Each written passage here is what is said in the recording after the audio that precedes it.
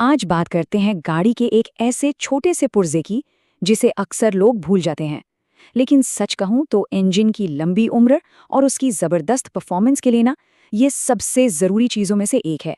तो चलिए मिलते हैं फ्यूल फिल्टर से, इंजन के इस गुमनाम रक्षक से। तो आखिर वो कौन सा छोटा, अक्सर भुला दिया जाने वाला हिस्सा है जो एक मॉडर्न इंजन को अदृश्य खतरों से बचाता है? इसका जवाब है फ्यूल फिल्टर।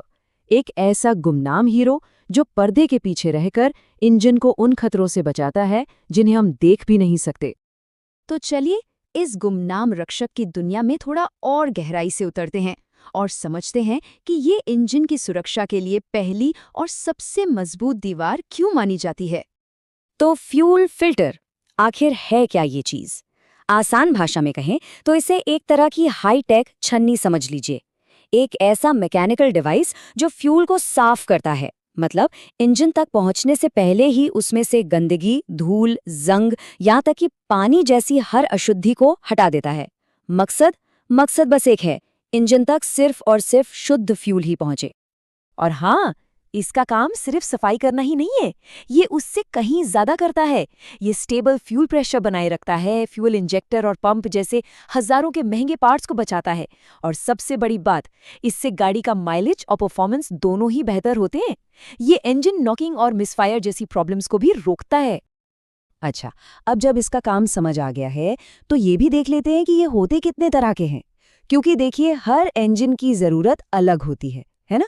और इसीलिए हर फ्यूल फिल्टर को एक खास काम के लिए ही डिज़ाइन किया जाता है। पेट्रोल और डीजल फिल्टर में ज़मीन आसमान का फ़र्क होता है। जहां पेट्रोल फिल्टर हल्की फुल्की अशुद्धियों और बारीक धूल को रोकने के लिए डिज़ाइन किए जाते हैं, वहीं डीजल फिल्टर को बहुत ज़्यादा मजबूत बनाया जाता है। क्यों? क्योंकि उन्हें जंग और कीचड़ जैसे भारी कणों से निपटना होता है। और सबसे बड़ी चीज़, डीजल का सबसे बड़ा दुश्मन पानी। इसी से निपटने के लिए डीजल फिल्टर्स में अक्सर एक वाटर सेपरेटर भी लगा होता है। वैसे समय के साथ इनकी बनावट भी काफी बदली है। पहले पुरानी गाड़ियों में आते थे कार्ट्रिज टाइप फिल्टर, जिसमें सिर्फ अंदर का एलिमेंट बदला जाता था। फिर आए स्पिन ऑन टाइप, जिसमें पूरी सीलबंद यूनिट ही बदल दी जाती है। और आजकल की मॉडर्न गाड़ियों में तो इन टैंक फिल्टर होते हैं, जो सीधे फ्यूल पंप असेंबली के साथ ही टैंक के अंदर लगे होते हैं। इन्हें बदलना और मेंटेन करना बहुत आसान हो गया है। चलिए अब आते हैं कहानी के सबसे दिलचस्प मोड़ पर, डीजल और पानी की समस्या। ये समझना बहुत जरूरी है कि आखिर पानी डीजल का सबसे बड़ा दुश्मन क्यों है और ये इंजन के लिए इतना खतरनाक क्यों हो सकता है। तो सवाल ये उठता है कि ये पानी डीजल में आता कहाँ से है। इसकी कई वजह हैं। पहली तो ये कि डीजल हाइग्रोस्कोपिक होता है, मतलब वो हवा से नमी सोख लेता है। दूसरा, फ्यूल टैंक के अंदर तापमान बदलने से कंडेंसेशन होता है, मतलब भाप पानी बन जाती है। और हाँ, ट्रांसपोर्ट और स्टोरेज के दौरान भी कंटैमिनेशन हो सकता है। तो ये एक ऐसी प्रॉब्लम है जिससे बचना लगभग नामुमकिन सा है। यहीं पर काम आता है वाटर सेपरेटर, और ये जिस तकनीक पर काम करता है उसे कहते हैं कोलेसिंग। ये बहुत ही स्मार्ट तरीका है। होता क्या है कि जब डीजल फिल्टर मीडिया से गुजरता है तो पानी की छोटी छोटी बूंदें आपस में जुड़ने लगती हैं और बड़ी भारी बूंदें बन जाती हैं। अब क्योंकि पानी डीजल से भारी होता है, ग्रेविटी इन भारी बूंदों को नीचे एक कलेक्शन बाउल में खींच लेती है और साफ पानी रहे डीजल आगे इंजन की तरफ चला जाता है ना? कमाल की इंजीनियरिंग। अब चलते हैं कहानी के उस हिस्से में जहां इंजीनियरिंग अपने पीक पर पहुंचती है, मतलब मल्टी स्टेज फिल्ट्रेशन। ये समझना जरूरी है क्योंकि आज के जो हाई परफॉर्मेंस इंजन्स हैं ना, उन्हें बचाने के लिए बहुत ही एडवांस तकनीक की जरूरत पड़ती है। देखिए, जैसे जैसे इंजन टेक्नोलॉजी बेहतर हो रही है, फिल्ट्रेशन को भी उतना ही ज्यादा सटीक होना पड़ रहा है।